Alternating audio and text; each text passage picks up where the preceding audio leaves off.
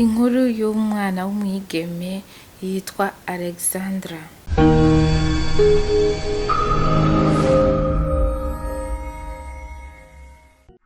Alexandra ni umwana w'umwigeme nk'uko mubibona w'imyaka 21. Amavuko yiwe avuka muri Kongo. Alexandra mama wiwe yamuvyaye afise imyaka 17. Amaze kumuvyara abavyeyi biwe ntibashoboye kubana nk'umugore n'umugabo. Yarezwe na mama wiwe mu buzima bugoye cyane. Namwe murabizi iyo umwana arezwe n'umuvyeyi umwe ntago usanga byoroshe na gato. Amashure matoya n'ayisumbuye Alexandra yayize muri Kongo. Amaze kurangiza amashure yisumbuye, mama wiwe nk'uko yari yamuvyaye ari umwe, yifuza yuko Alexandra azomubera ikintu gikomeye cyane, yamubonamo byose.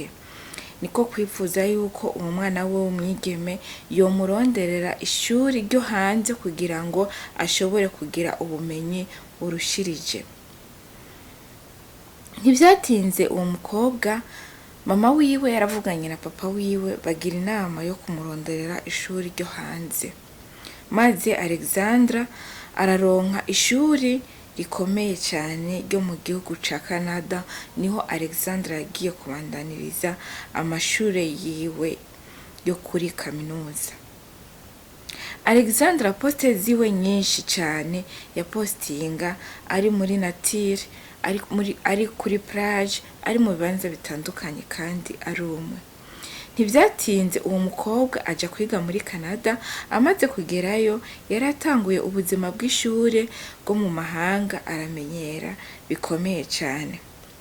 Muri uku kwezi nyene turimwo kw'icumi niho yandikira abavyeyi biwe abasaba ko bamurungikira amahera. Mama wiwe ahamagara papa wiwe uti umwana iyari akeneye amahera. Papa wiwe yarayarungitse. Amaze kuyarungika, Alexandra ntiyigeze yandika message abwira abavyeyi biwe yuko amafaranga yamushikiriye. Bukeye bwaho niho Alexandra yatora telefone yandikira mama wiwe ati mama, amahera mwarungitse nabonye yuko yashitse, ariko sindaronka akanya ko kuja kuyatora kuko nasohokanye n'umugenzi wanje kuri plage kandi tuzosubira muhira inyuma y'imisi 2. Bukeye bwaho mama wa Alexandra yaratelefone Alexandra ntiyashoboye kumuronka kuri telefone. Buragoroba buraca akomeza kumutelefona ntiyashoboye kumuronka. Umuvyeyi nkuko bimeze iyo telefone umwana ukumva telefone nicamo ukandika message ukabona nagusubije, waraba ahaherukira ku murongo ukabona heze imisi 2, umuvyeyi byamuteye ubwoba, atangira kujijanya mu mutima, agira ubwoba bwishi cyane. Mama wa Alexandra ico yakoze muri uwo mwanya yararondeye abagenzi biwe bari mu gihugu ca Canada, ababwira inkuru yuko ariko aratelefona Alexandra adashobora kumuronka. Baratelefone telefone isanzwe ntibashoboye kumuronka, baja aho yaba basanga sihari, barabaririkiza mu bagenzi, Alexandra ntiyashobora kuboneka. Byarakomeye biraba birebire. Mama wiwe ndetse n'umuryango wiwe babimenyesha ambasade y'abakongomani iri muri Canada, maze ambasade itanga ikirego kuri polisi kugira ngo bashobore kurondeza uwo mwana. Igipolisi cyararondeje ahantu hose, umwana arabura.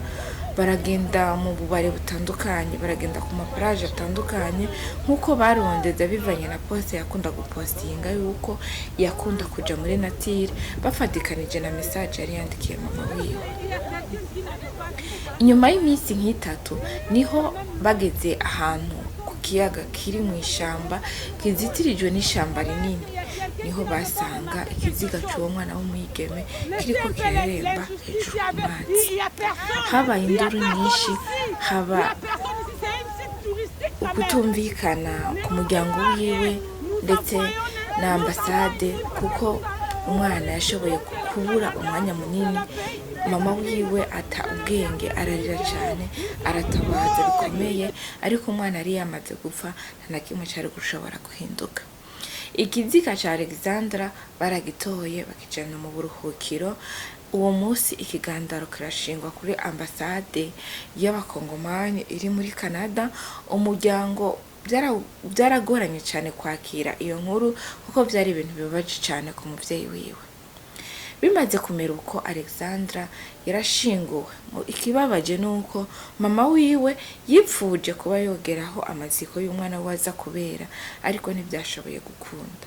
Yarituye abategetsi, iyo nkuru ikwira ahantu hose, ivugwa ku binyamakuru bitandukanye. Ariko nk'uko bimeze muri ino si, umuntu apfuye ntashobora kugaruka. Mama we yarakiriye ukwihangana kuko umwana we yari yamaze gupfa, atari gushobora kugaruka. Nk'uko norangiza mpanura abana b'iki gihe canke se abakobwa, abahungu, ushobora kuba uri mu Burundi canke se uri mu kindi gihugu ukifuza kuja kwiga mu mahanga. Ugeze mu mahanga, raba icakuzanye, raba iyo wavuye. Alexandra muri poste ziwe zose yapostinga utuntu yambaye uko yishakiye, vyerekana yuko ntiyagendeye mu muco w'ukuri wari wamujanye w'ishuri. Niwaje kwiga mu mahanga ukaronka umuhungu mukundanye canke se umukobwa mukundanye, ashobora kuba ari umunyafrika canke se akaba atari umunyafrika, mukunde ari umwe kandi umumenyesha abavyeyi. Musohotse ubwira abavyeyi, je umunsi sindahari, sohokanye na naka niwe turi kumwe. Bizokoroha cyane mu gihe ugize ikibazo, byorohera abavyeyi mu kukurondera.